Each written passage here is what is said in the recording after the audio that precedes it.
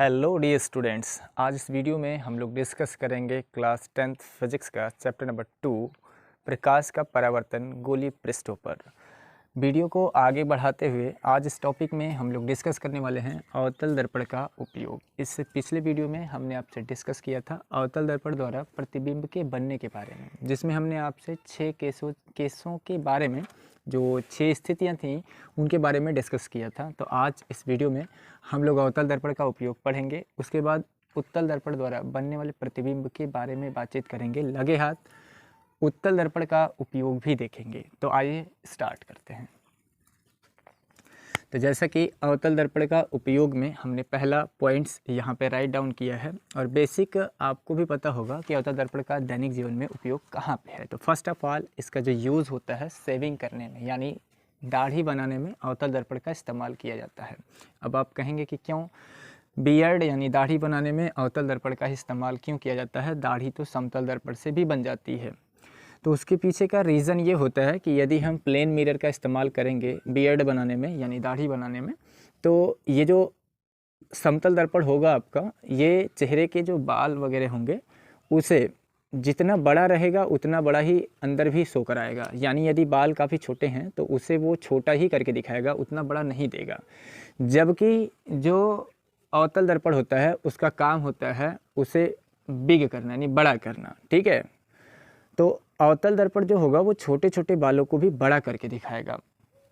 इसी वजह से जो छोटे बाल छूट जाएंगे उसे भी अवतल दर्पण की सहायता से आसानी से देख के आप उसे सेव कर सकते हैं। तो दाढ़ी बनाने में अवतल दर्पण का इस्तेमाल किया जाता है, जिसे कहीं कहीं कुछ किताबों में हजामत भी लिख देता है कि हजामत बनाने में किस दर्पण का इस्तेमाल करते हैं। तो हजामत कहे या सेविंग कहे या फिर कहे दाढ़ी बनाने में किस दर्पण का इस्तेमाल करते हैं, तो जवाब होगा अवतल दर्पण। तो लिखते हैं पहला एप्लीकेशन क्या पहला यूज लिखेंगे इसका कि अवतल दर्पण का उपयोग दाढ़ी या इसी को अन्य नामों से भी जानते हैं, वो सारे नाम हम यहाँ पे लिख दे रहे हैं। दाढ़ी कहेगा या इंग्लिश में इसे सेविंग कहते हैं, किताबों में हिंदी में ही लिख देता है सेविंग करने में, या फिर इसी को कहते हैं हजामत। उर्दू भाषा का शब्द है हजामत बनाने में। ठीक है, यानी अवतल दर्पण का उपयोग कहाँ करते हैं, सेविंग करने में। दूसरा, अवतल दर्पण का उपयोग उन स्थानों पर भी किया जाता है जहाँ पे लाइट को कलेक्ट करके, लाइट को इकट्ठा करके एक ही जगह पे फोकस करना हो, वहाँ पे। जैसे यदि ये मेरे पास कनकेव मिरर है, तो यदि मुझे इस प्लेसेस पर ढेर सारी लाइट रेज को कंसंट्रेट करके यहाँ पे रखे ऑब्जेक्ट में फायर लगाना है, आग लगाना है, तो उसके लिए हम क्या करते हैं कि बहुत सारी लाइट रेज को मुख्य अक्ष के पैरेलल लेके ट्रेवल करा देते हैं, मुख्य अक्ष के समांतर लेके जाते हैं। और हमें जैसा कि पता है कि जितनी भी लाइट रेज इस दर्पण के पैरेलल ट्रेवल करेंगी यानी अवतल दर्पण के समांतर जाएंगी, वो रिफ्लेक्शन के बाद फोकस से ही लौट के आती हैं, ये बात आपको पता है। तो सारी की सारी लाइट, जितनी भी लाइट होंगी, वो सब की सब पैरेलल जाने के बाद इस अवतल दर्पण से रिफ्लेक्शन के बाद इस पॉइंट्स फोकस पे कंसंट्रेट हो जाएंगी, जिससे यहाँ पे रखी वस्तु में आग लगाया जा सकता है आसानी से। ठीक है, तो अवतल दर्पण का इस्तेमाल कहाँ पे करते हैं, बड़ी फोकस दूरी के अवतल दर्पण का इस्तेमाल परमाणु भट्टियों में किया जाता है, जिसकी सहायता से धातुओं को पिघलाया जाता है। तो काफ़ी बड़ी फोकल लेंथ का कनकेव मिरर इस्तेमाल किया जाता है सोलर मफल्स में यानी सौर भट्टियों में। तो दूसरा इस्तेमाल इसका लिखते हैं कहाँ पे करते हैं, तो लिखेंगे सौर भट्टियों में बड़ी फोकस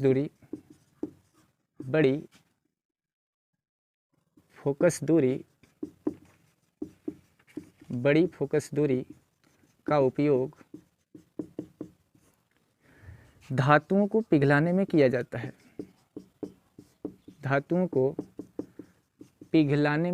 है, पिघलाने में किया जाता है।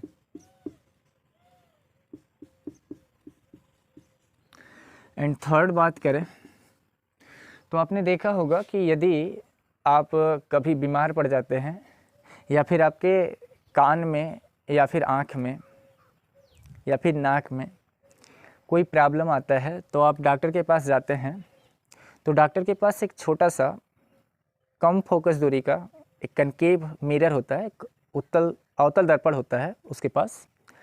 वो अवतल दर्पण का इस्तेमाल करके आपके गले, नाक, कान आदि की आसानी से टेस्टिंग कर लेता है।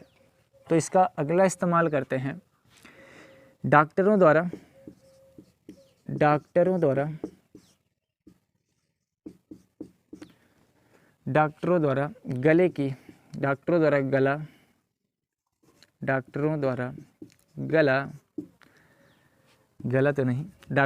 कान, नाक, आँख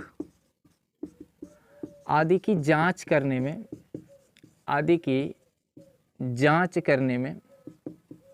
गला भी लिख सकते हैं, है ना, गला भी आ जाएगा। आदि की जांच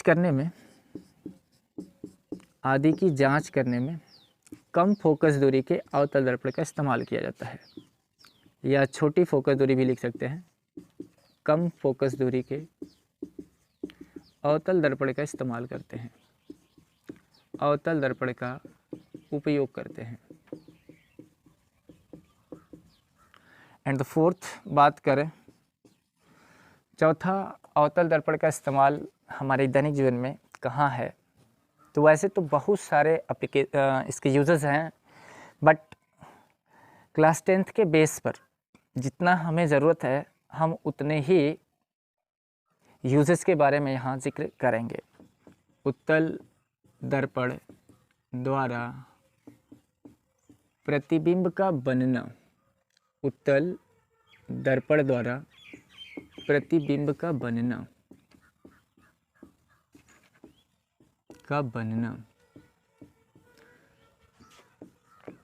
फॉर्मेशन ऑफ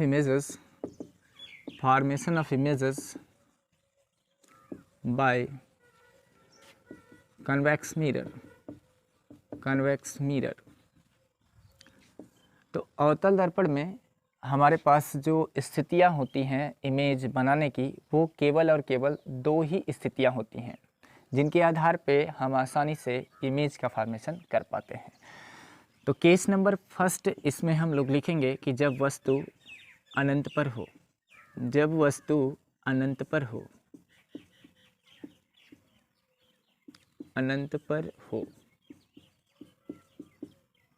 ये पहला केस होगा। When u is equal to infinity, तो इसका इसका फिगर कैसे बनाएंगे, तो आपको पता है मैंने कितनी बार आपको याद करा दिया उत्तल दर्पण कि ऐसा दर्पण जिसके अंदर वाले हिस्से में कलई की जाए या भीतरी भाग में कलई की जाए और उभरे हुए भाग से प्रकाश का परावर्तन हो जाए, उसे कहते हैं उत्तल दर्पण। जैसा कि आपको पता है जब इस उत्तल दर्पण का हम पूरा सर्कल्स बनाएंगे तो इस उत्तल दर्पण का जो सेंटर होगा वो इधर ही कहीं होगा सेंटर, और इसे तो कहते हैं उत्तल दर्पण का ध्रुव यानी पोल, और इसे कहते हैं उत्तल दर्पण का फोकस। तो P और F के बीच की जितनी डिस्टेंस होती है उतनी ही डिस्टेंस F और C के बीच की भी होती है। पहले केस में कंडीशन अप्लाई है कि ऑब्जेक्ट को कहाँ पे प्लेस करना है, इन्फिनिटी पर। तो u is equal to minus infinity y, minus कहाँ है हमने यहाँ लिया भाई, हमने यहाँ पे माइनस साइन क्यों लिया, तो जवाब वही होगा कि ये लेफ़्ट हैंड साइड की तरफ है और x एक्सिस पर लेफ़्ट हैंड साइड की तरफ समस्त दूरियाँ नेगेटिव मानी जाती हैं, इसी वजह से u का मान हमने माइनस इन्फिनिटी राइट डाउन किया है। जैसा कि आपको पता है कि यदि ऑब्जेक्ट को हम इन्फिनिटी पर प्लेस करेंगे तो ऑब्जेक्ट बहुत ही बड़ा होगा। इन्फिनिटी पर ऑब्जेक्ट को रखने का मतलब वो बहुत बड़ा होगा। जस्ट लाइक आप इमेजिन कर सकते हैं सूरज को, तारों को, चंद्रमा को, नक्षत्रों को, ये सब की सब क्या हैं, at the place of infinity मान सकते हैं, रियलिटी नहीं। ठीक है, तो हमें केस याद है जब हमने आपको अवतल दर्पण में इन्फिनिटी वाली केस आपको याद कराया था, तो उसमें मैंने एक बात आपसे बताई थी कि जब वस्तु को इन्फिनिटी पर प्लेस करते हैं तो वहाँ से ट्रेवल करने वाली यानी चलने वाली जो भी लाइट रेज होती हैं उन्हें एक दूसरे के पैरेलल माना जाता है। ये कंडीशन होती है कि जब भी आप अनंत से चलने वाली प्रकाश किरणों को लेके चलेंगे, चाहे वो उत्तल दर्पण हो या फिर अवतल दर्पण हो, तो उसमें इस केसेज में, केवल इन्फिनिटी के केसेज में लाइट एक दूसरे के पैरेलल ट्रेवल करनी चाहिए। और वो जब तक दो रिफ्लेक्टेड रेज एक दूसरे को इंटरसेक्ट नहीं करेंगी तब तक इमेज नहीं बनेगा। तो जाहिर सी बात है, दो रेज हमें लेके जाने हैं और दोनों की दोनों रिफ्लेक्टेड रेज एक दूसरे को किसी न किसी पॉइंट पर इंटरसेक्ट करेंगी, उसके बाद उस पॉइंट पे इमेज का फॉर्मेशन होगा। तो देखते हैं कौन सा रास्ता पकड़ेंगे जिससे कि हम इमेज आसानी से बना सके। तो मेरे पास 3 रास्ते हैं इमेज फॉर्मेशन के लिए। पहला है कि प्रिंसिपल एक्सिस के हम पैरेलल ले जा सकते हैं, मुख्य अक्ष के समांतर लाइट को लेके जाएंगे तो वो फोकस से ट्रेवल करेगा या नीचे आएगा। ये क्यों फोकस से जाता है, इसके पीछे का रीज़न मैंने आपको बता दिया है। तो मुख्य अक्ष के समांतर यदि लेके जाएंगे तो फोकस से जाएगा, और दूसरा यदि फोकस से लेके जाएंगे तो वो मुख्य अक्ष के समांतर हो जाएगा। और तीसरा रास्ता मेरे पास है, यदि सी से लेके जाएंगे तो सी से ही लौट के चला आएगा। तो आई होप आप समझ पा रहे होंगे। मैं इस लाइट को यहाँ से, जो मेरे पास ऑब्जेक्ट है, इससे मुख्य अक्ष के पैरेलल ऐसे लेके जा रहा हूँ। ये लाइट मेरी जा रही है इस तरह से, ये प्रिंसिपल एक्सिस है, इस प्रिंसिपल एक्सिस के पैरेलल ये लाइट रेज ट्रेवल कर रही है। हालांकि यहाँ से इन्फिनिटीज लाइट रे निकलेंगी, इनफाइनाइट लाइट रेज निकलेंगी, बट हम आपको समझाने के लिए केवल और केवल एक ही लाइट रे ले रहे हैं। ये जा रही है मुख्य इसके समांतर, जैसे ही यहाँ पे पड़ेगी, आपको पता है कि अंदर आपने कलई कर रखा है, तो यदि आपने अंदर पॉलिश कर रखा है तो लाइट रेज अंदर जाएगी नहीं, फिर भी आभास होगा, ऐसा फील होगा कि ये लाइट रेज कहाँ से जा रही है। ये लाइट रेज एफ से होके जा रही है। कहाँ से? एफ से होके जा रही है, ऐसा फील होगा आपको, ऐसा फील होगा। तो यहाँ पे डॉटेड होगा ना, रियल में लाइट जाएगी नहीं, इधर रियल में होगी, जो मिरर के बाहर होगा यहाँ वास्तव में होगी। तो एक रास्ता तो ये हो गया, एक रिफ्लेक्टेड रे यहाँ से जा रही है। कहेंगे दूसरा कहाँ से लेके जाएंगे, कहेंगे सर सी से लेके जाइए। क्या ये वाला रास्ता सही है? जवाब है गलत है। क्यों? क्योंकि ये लाइट रेज और ये लाइट रेज दोनों एक दूसरे के पैरेलल ट्रेवल नहीं कर रही हैं, तो ये गलत बात है, ये रास्ता अपना ही नहीं सकते आप। ठीक है, तो कहेंगे फिर कहाँ से लेके जा सकते हैं? तो दूसरा रास्ता मेरे पास अभी है कि यदि ये ऑब्जेक्ट इन्फिनिटी पर है और ये बहुत बड़ा है, तो इसके हर एक हिस्से से क्या निकलेगा? लाइट रेज निकलेगी, प्रकाश किरणें उत्सर्जित होंगी। यदि हर एक हिस्से से उत्सर्जित होंगी प्रकाश किरणें, तो हम क्या करेंगे, हम इस लाइन के पैरेलल इस वाले पार्ट से लाइट रेज को लेके जाएंगे। तो हम यहाँ से भी लाइट रेज लेके जा सकते हैं, ये जाएगा इस तरह से, और अंदर ये डॉटेड होगा क्योंकि अंदर लाइट जा नहीं सकती, अंदर लाइट जा नहीं सकती। एज अ फीलिंग्स आपको ऐसा फील होगा कि ये सी से जा रहा है, ये आपको ऐसा फील होगा कि ये लाइट कहाँ से जा रही है, सी से होके जा रही है, बट ऐसा रियलिटी में होगा नहीं।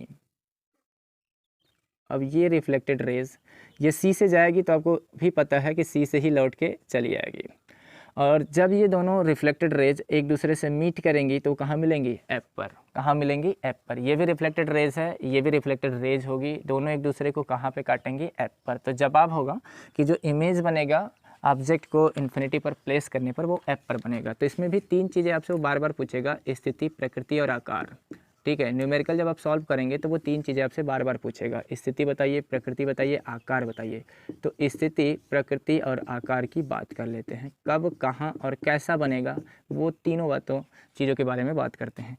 स्थिति का मतलब होता है इमेज कहाँ बन रहा है, पी पर बन रहा है, एफ पर बन रहा है, सी पर बन रहा है, इन्फिनिटी बन रहा है, कहाँ बन रहा है, वो पोजीशन का ये मतलब होता है। ठीक है, तो यहाँ पे कहाँ बन रहा है, तो आप देख रहे हैं एफ पर बन रहा है, तो क्या लिखेंगे स्थिति में? एफ पर। प्रकृति की बात करें तो यहाँ पे जो इमेज बन रहा है वो डॉटेड लाइन से फॉर्म हो रहा है, डॉटेड लाइन से बन रहा है, इस वजह से जो इमेज डॉटेड लाइन से बनेगा वो रियल में तो होगा नहीं, तो आभास होगा, इस वजह से यहाँ पे जो इमेज बनेगा उसका नाम होगा आभासी प्रतिबिंब। तो प्रकृति में क्या लिखेंगे? आभासी। और हमने आपको तरीका बताया था कि आभासी में सी शब्द आता है, दैट मीन्स सीधा। ठीक है, क्या होगा? सीधा। जब वो वर्चुअल बनेगा तो इरेक्ट बनेगा ना, वर्चुअल बनेगा तो इरेक्ट बनेगा, वर्चुअल बनेगा तो इरेक्ट बनेगा। आकार में वस्तु से बहुत ही छोटा बनेगा, यानी बिंदु आकार का कह सकते हैं। आकार में क्या कहेंगे? बिंदु आकार का। क्या चीज़ बिंदु आकार का? जो इमेज बनेगा उसकी बात हो रही है ना। ये सारी बातें किसके बारे में लिखाई जा रही हैं? ये सारी बातें इमेज के बारे में लिखाई जा रही हैं, तो बिंदु आकार का बनेगा। आकार में बिंदु आकार का, पॉइंट शेप का बनेगा ना, पॉइंट साइज का बनेगा। अच्छा जी, ये तो था पहला केस। अब बात करते हैं इसके दूसरे केस के बारे में कि जब ऑब्जेक्ट को हम इन्फिनिटी और पोल के बीच कहीं पर भी रख देंगे तब इमेज कहाँ बनेगा। तो देखते हैं, दूसरा केस देखते हैं। इसे इरेज कर देते हैं। आप इसे आसानी से चाहें तो नोट कर सकते हैं।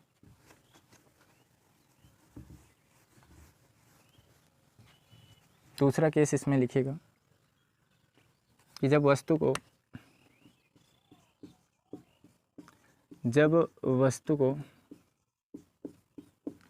अनंत व ध्रुव के बीच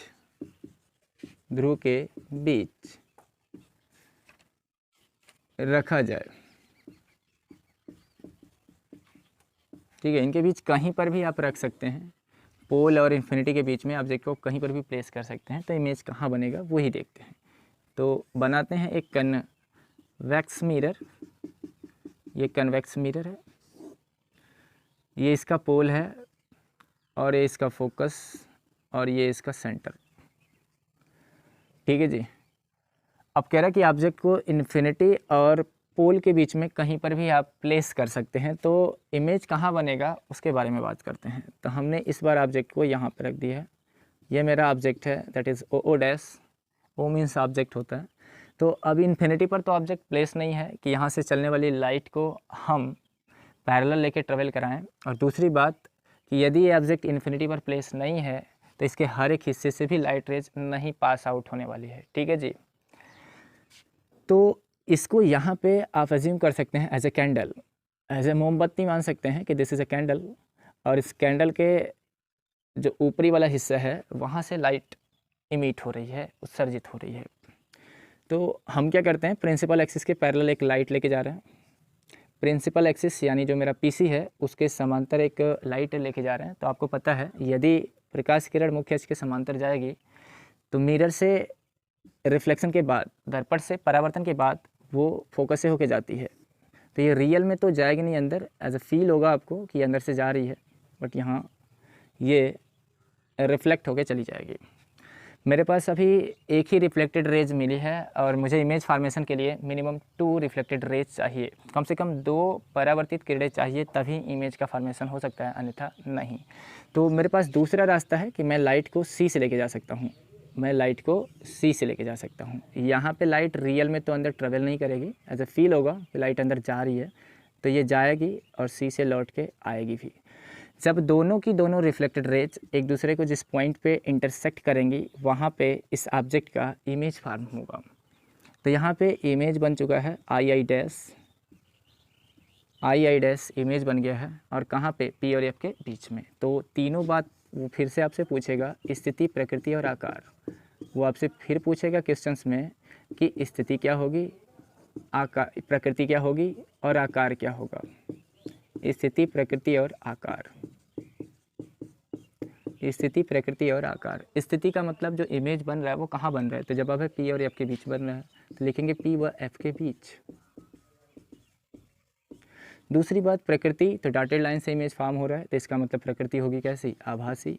आभासी में पुनः सी शब्द आ रहा है, दैट मीन्स सीधा बनेगा। सी का मतलब का सीधा, और आकार का मतलब होगा वस्तु से छोटा, वस्तु से छोटा, ठीक है जी। तो यदि आपको मेरे द्वारा बताई गई बातें अच्छी लग रही हैं तो प्लीज़, मेहनत आप ही के लिए हो रहा है, वीडियोज़ को लाइक करें, चैनल को सब्सक्राइब करें और बेल आइकन को ज़रूर प्रेस करें, ताकि हम आपको रोज़ाना कंटिन्यूअस 1 बाय 1 वीडियोज़ प्रोवाइड कराते रहें और आसानी से आपका सिलेबस उचित समय पे समाप्त किया जा सके। तो उत्तल दर्पण का उपयोग देखते हैं, कहाँ कहाँ दैनिक जीवन में उत्तल दर्पण का उपयोग किया जाता है। जैसा कि बेसिक आपको पता होगा कि जो मेरे पास व्हीकल होते हैं, 2 व्हीलर, 4 व्हीलर, 10 व्हीलर, जितने भी 2 चक्के, 4 चक्के या 10 चक्के वाली गाड़ियाँ होती हैं, उसमें पार्श्व मिरर के रूप में यानी साइड दर्पण के रूप में जो दर्पण इस्तेमाल करते हैं वो उत्तल दर्पण ही होता है। कहाँ पे, जो गाड़ी चालक होता है उसके सामने जो मिरर लगा होता है वो नहीं, उसके ठीक, जो गाड़ी चालक बैठा है उसके ठीक बगल में बाहर की तरफ जो मिरर लगा है, लेफ्ट हैंड साइड में और राइट हैंड साइड में भी जो मिरर लगा होता है वो मिरर होता है उत्तल दर्पण। अब आप क्वेश्चन ये कर सकते हैं कि गाड़ी में पार्श्व दर्पण के रूप में उत्तल दर्पण का ही इस्तेमाल क्यों करते हैं, अवतल का क्यों नहीं करते हैं? तो जैसा कि हमने आपको 6 केसेस पढ़ाया है अवतल दर्पण में, तो आपको पता होगा कि अवतल दर्पण में 6 केसेस हैं, जिसमें जो अवतल दर्पण होता है वो आपका इमेज वास्तविक भी बनाता है और आभासी भी बनाता है। कभी बड़ा भी बनाता है, छोटा भी बनाता है और बराबर भी बनाता है। तो यदि में भी कभी ऐसा हो जाए कि जो ऑब्जेक्ट है, जो वस्तु है, आप बाइक चला रहे हैं और जो वस्तु है, मतलब जो पीछे वाली बाइक है, वो काफ़ी दूरी पर है। दूरी का मतलब जो आपका पोल है और जो आपका फोकस है, उसके बाद जो आपका सेंटर है। लेट्स सपोज ये यदि आप इस्तेमाल किए, सपोज गाड़ी में पार्श्व मिरर के रूप में अवतल दर्पण, तो फोकस है सेंटर। अब यदि ऑब्जेक्ट डिस्टेंस आपके गाड़ी में लगे हुए मिरर से सी के पीछे है, वक्रता केंद्र से दूर है, तो इसका इमेज जाहिर सी बात है उल्टा बनेगा। और जब इमेज उल्टा बनेगा तो आप देखने लगेंगे पीछे वाले को, साइड में आप ना अपने शीशे में देखेंगे ना कि जो ट्रक आ रहा है वो उल्टा आ रहा है और आगे से गाड़ी आ जाएगी, धड़ाम हो जाएगा, एक्सीडेंट हो जाएगा। समझ रहा है? इसी वजह से ये उल्टा बना देगा इमेज, और इमेज ये 5 केसेज में उल्टा ही बनाता है। और यदि हमें उल्टा कोई चीज़ दिखाई देगी चलती, तो हम तो पीछे देखने लगेंगे और आगे वाला धक्का मार देगा, तो एक्सीडेंट हो जाएगा ना। इसी वजह से पार्श्व मिरर के रूप में यानी साइड दर्पण के रूप में हम अवतल का इस्तेमाल नहीं करते हैं।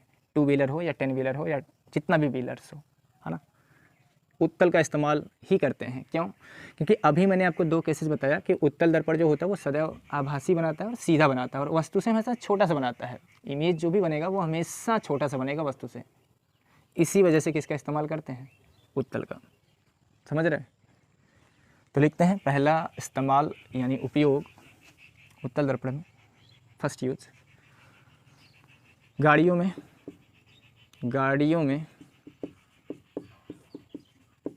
लगे पार्श्व दर्पण, गाड़ियों में लगे, तो ऐसे लिख देते हैं, गाड़ियों में लगे साइड दर्पण के रूप में गाड़ियों में लगे साइड दर्पण के रूप में उत्तल दर्पण का उपयोग करते हैं। उत्तल दर्पण का उपयोग करते हैं। गाड़ियों में लगे साइड दर्पण, साइड देने के लिए ना मिरर में झांकते हैं ना, पीछे 2 व्हीलर होता है ना 2 चक्के में, तो इधर उधर शीशा लगा होता है ना 2 चक्के में, हैंडल के बगल में, उसमें देखते हैं ना गाड़ी आ रही है पीछे की नहीं आ रही है, वो कौन सा दर्पण होता है? उत्तल होता है।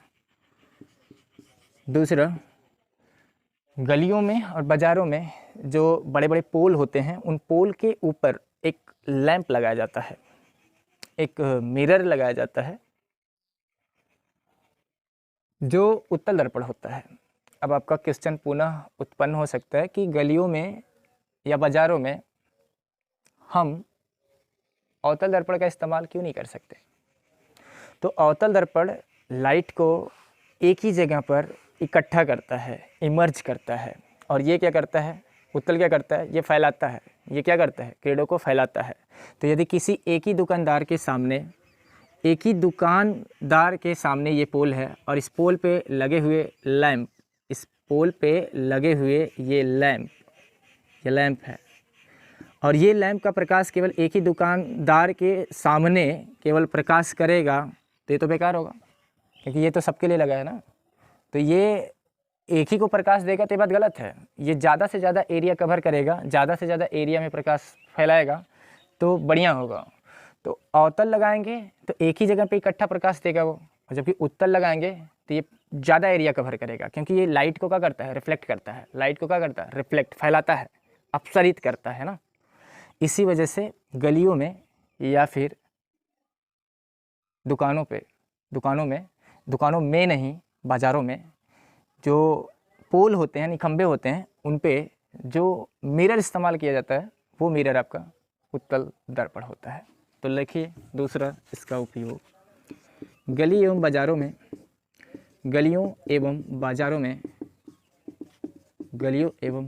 में लगे हुए खंभों पर लगे हुए खंभों पर उत्तल दर्पण का इस्तेमाल करते हैं, उत्तल दर्पण का उपयोग करते हैं। आई होप कि आपको अच्छे से समझ में आ गया होगा। और इनके पीछे का रीज़न क्या है मैंने उस पर भी आपको डिस्कस किया है, केवल छपवा नहीं दिया कि क्यों उत्तल ही लगाते हैं, अवतल क्यों नहीं लगाते हैं, उसके बारे में भी हमने आपसे डिस्कस किया है। तो thanks for watching my videos. से चीज़ें हम नेक्स्ट वीडियो में प्रोवाइड करेंगे।